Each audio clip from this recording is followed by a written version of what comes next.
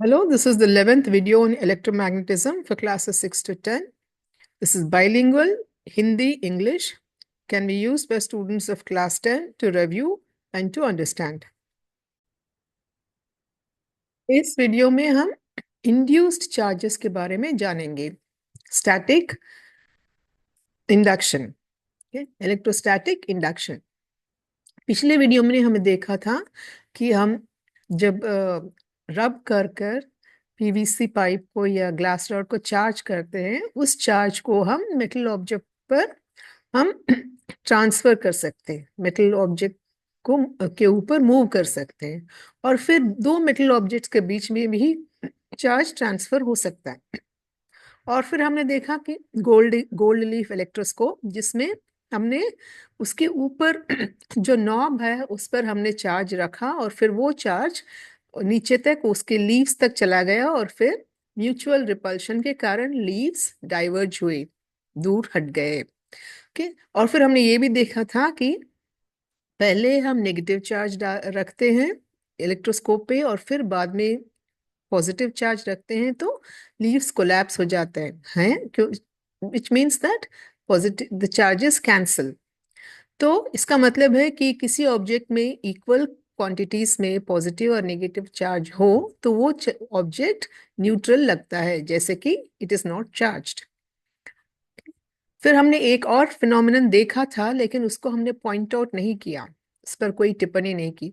ये है जब हम चार्ज रॉड को, एबोनाइट रॉड को या ग्लास रॉड को इलेक्ट्रोस्कोप के पास ले आते हैं तो उसके छूने से पहले ही इलेक्ट्रोस्कोप का लीफ डाइवर्ज होने लगता है. इसका मतलब जब भी कोई चार्ज ऑब्जेक्ट इलेक्ट्रोस्कोप के नजदीक आता है, उसके आसपास आता है, तो तब लीफ डाइवर्ज होने लगता है. तो इसको हम पहले देखेंगे. तो यहाँ पर एक एबोनाइट रॉड को मैं चार्ज कर रही हूँ वुल से, और फिर उसको इलेक्ट्रोस्कोप के पास ले जाएंगे हम, लेकिन छुएंगे नहीं. We will not touch the knob of the electroscope. So you can see कि उसके नजदीक जाते ही वो लीफ रिएक्ट करने लगता है, इट इज डाइवर्जिंग. बिना छुए ही, बिना without transfer of charge, the electroscope is showing charge. और जब रॉड दूर चला जाता है तो लीफ कोलैप्स हो जाता है, फिर नजदीक आता है तो फिर से रिफ्लेक्ट होता है, डाइवर्ज होता है. तो without touching the electroscope appears to be charged.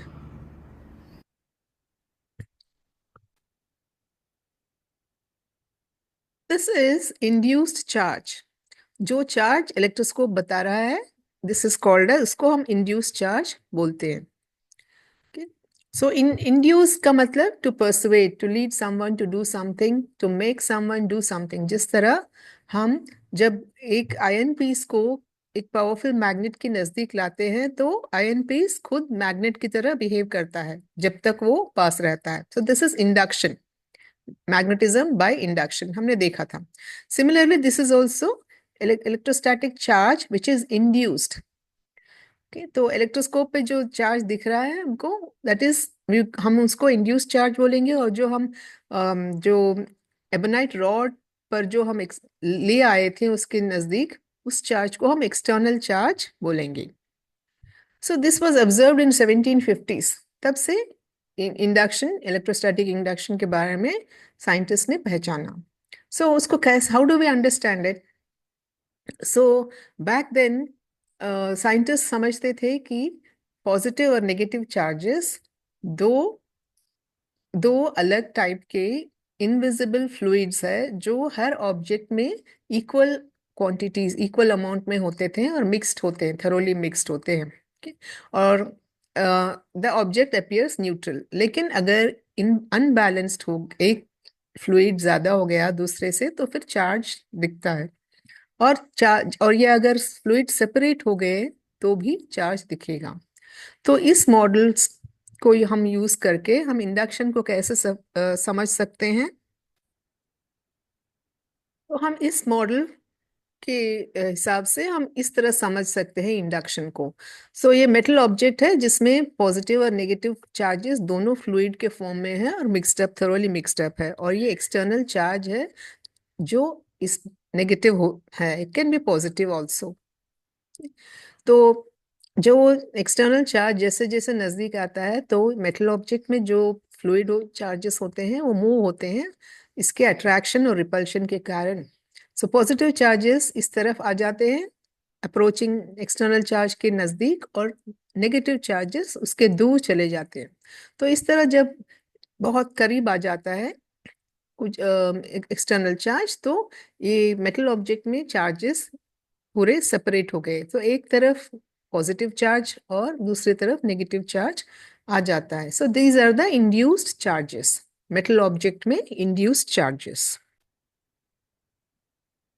सो लेकिन अब हमको पता है कि चार्ज फ्लूइड नहीं है, पार्टिकल्स हैं। सो नेगेटिव इलेक्ट्रॉन्स होते हैं और पॉजिटिव प्रोटॉन्स या न्यूक्लियाई होते हैं। हर एटम में पॉजिटिव और नेगेटिव चार्जेस होते हैं, लेकिन मेटल्स या कंडक्टर्स में ये जो इलेक्ट्रॉन्स है वो इधर उधर घूमने को, they are free to move, they are mobile, whereas positive charges are not mobile, they're immobilized, so they stay where they are, एक ही जगह बैठे हुए होते हैं।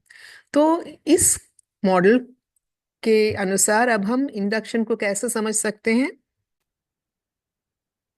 तो यहाँ पर एक मेटल ऑब्जेक्ट रखा हुआ है which is resting on an insulating support, ताकि आइसोलेट चार्जेस को कहीं ग्राउंड को तक जाने की बात नहीं मिलती। तो इसमें प्लस और माइनस चार्जेस है और यहाँ पर नेगेटिव चार्जेस इलेक्ट्रॉन्स जो है वो ही मूव हो सकती है, positive charges are not mobile. अब हम इसको एक एक्सटर्नल नेगेटिव चार्ज हम अगर इसको पास लाते हैं तो इलेक्ट्रॉन्स रेस्पॉन्ड, मेटल ऑब्जेक्ट में इलेक्ट्रॉन्स क्या क्या रेस्पॉन्स होता है, वो दूर हट जाते हैं। ओके, तो इस तरह मेटल ऑब्जेक्ट में एक एंड नेगेटिवली चार्ज बन जाता है because of excess negative electrons, और दूसरा एंड पॉजिटिव बन जाता है। इंड्यू so these are the induced charges in the metal object. और जब ये हट जाता है, एक्सटर्नल चार्ज जब हट जाता है, तब फिर से दोनों mix, because there is no longer attraction repulsion नहीं होता इन, तो both the electrons and positive charges metal में मिक्स होकर फिर न्यूट्रल हो जाता है, द इंड्यूस्ड चार्जेस डिसअपियर। इस तरह हम इंडक्शन को समझ सकते हैं। अब हमने नेगेटिव नेगेटिव चार्ज लाया था एक्सटर्नल एबोनाइट रॉड, लेकिन हम पॉजिटिव चार्ज ग्लास रॉड भी सिल्क से रब करके we can use it as external charge.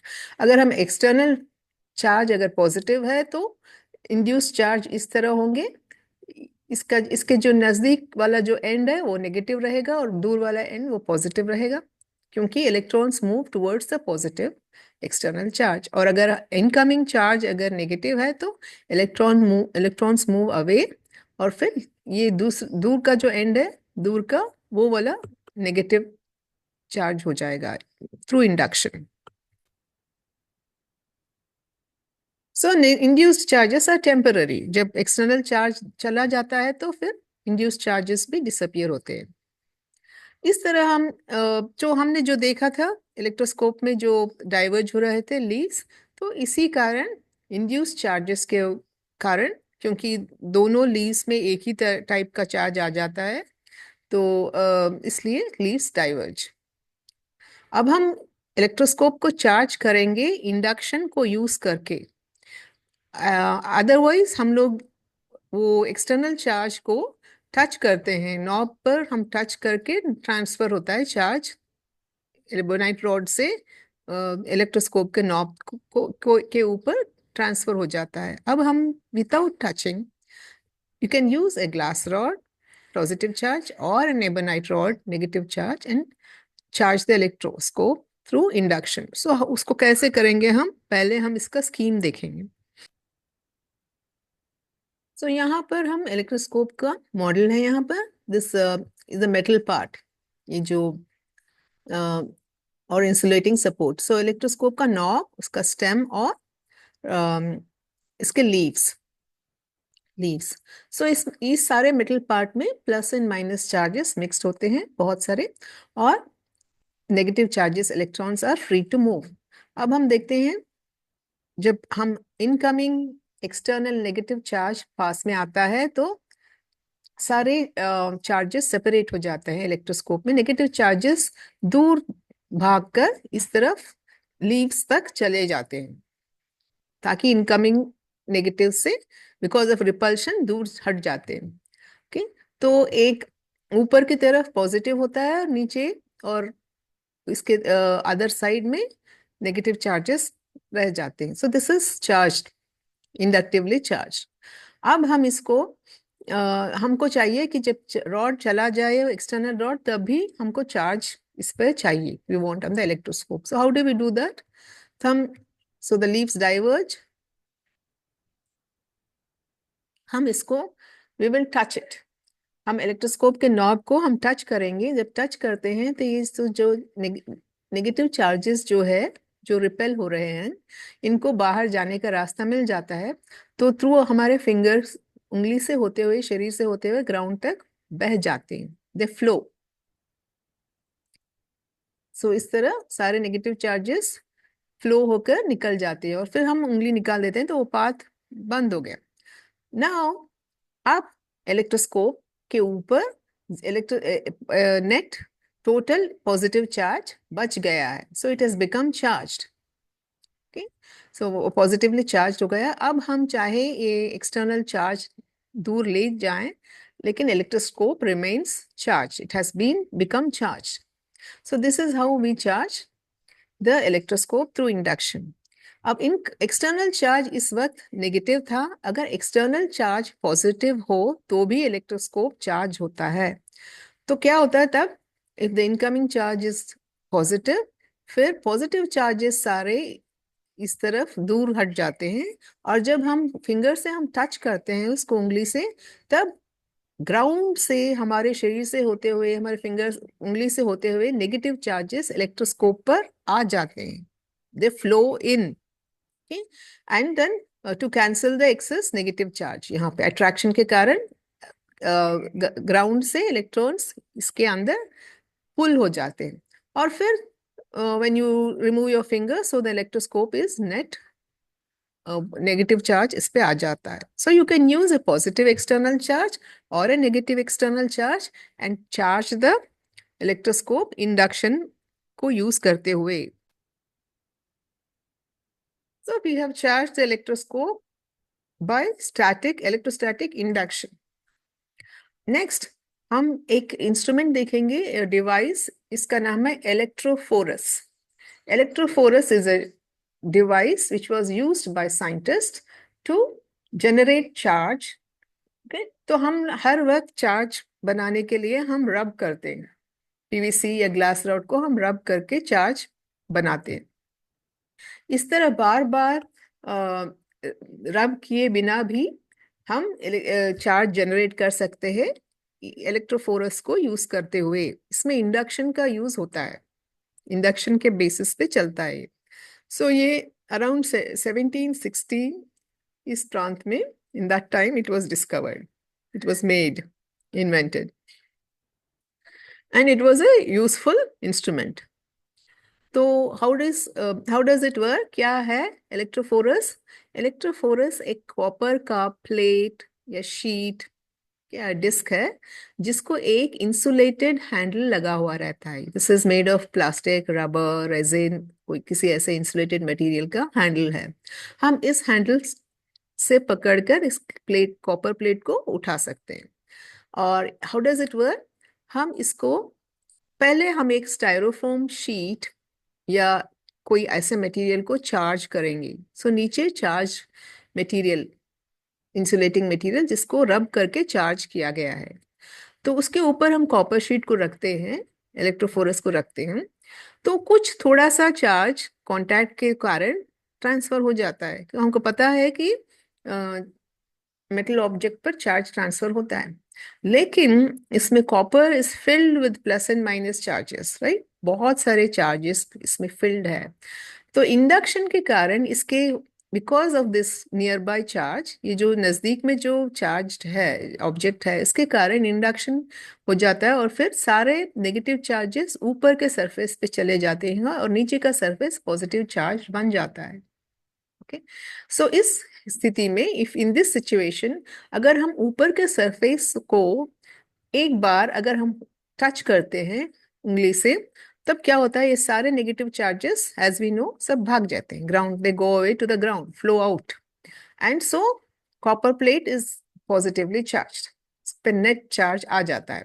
तब हम इसको उठा सकते हैं इंसुलेटेड हैंडल्स के, सो पकड़कर हम उठाकर ये चार्ज कॉपर प्लेट इलेक्ट्रोफोरस से हम कहीं भी और चार्ज को ट्रांसफर करके हम एक्सपेरिमेंट्स कर सकते हैं। ओके, तो okay, so we have to make, और नीचे का जो मटेरियल है इसमें नेगेटिवली चार्ज स्टायरोफोम शीट था अभी।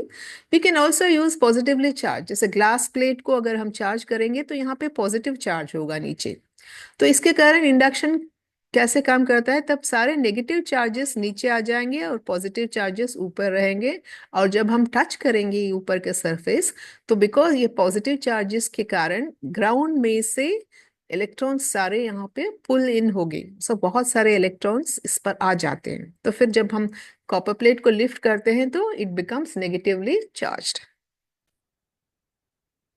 ये है हमारा इलेक्ट्रोफोरस, सिंपल एक कॉपर का शीट रेक्टेंगल शेप में है, उसको एक रबर इरेजर को मैंने उसको अटैच किया है, वो होगा हमारा इंसुलेटेड हैंडल, उसको पकड़कर हम इसको लिफ्ट करेंगे, उठाएंगे उसको, ठीक है। तो नीचे थर्मोकॉल स्टायरोफोम का शीट है, अब हम इसको रब करेंगे वुल से, ऐसे इवन ऑर्डिनरी क्लॉथ से रब करने भी से भी चार्ज हो जाता है।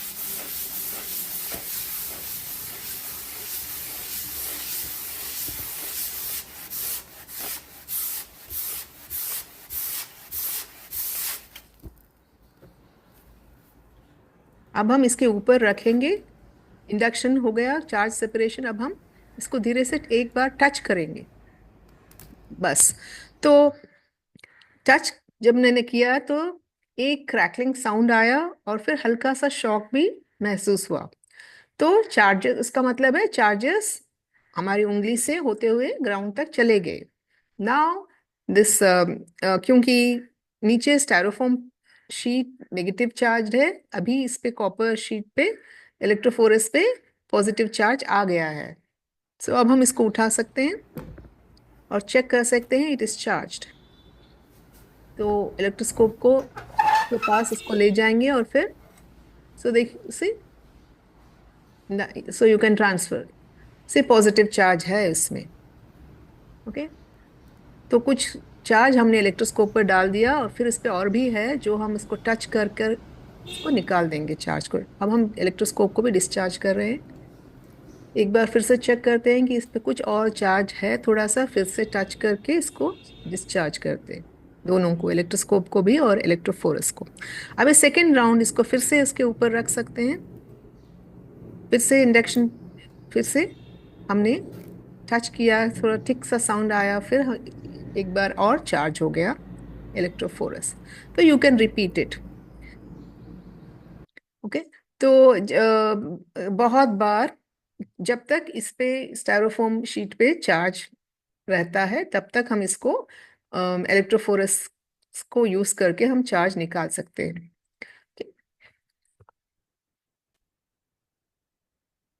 तो हमने एक इलेक्ट्रोफोरस बनाया और उसको यूज भी किया। We have used it. So this is how the electrophorus works. This was a very useful instrument. Early scientists के लिए पहले बहुत useful था। हम we can repeatedly create charge, generate charge, and without the need to rub repeatedly. So हम अभी induction को समझा है, और आगे जाकर इलेक्ट्रोस्टैटिक चार्ज और इंडक्शन को यूज करके हम बहुत और कुछ बहुत ही इंटरेस्टिंग विषय को हम देखेंगे नेक्स्ट वीडियो में। We will stop here.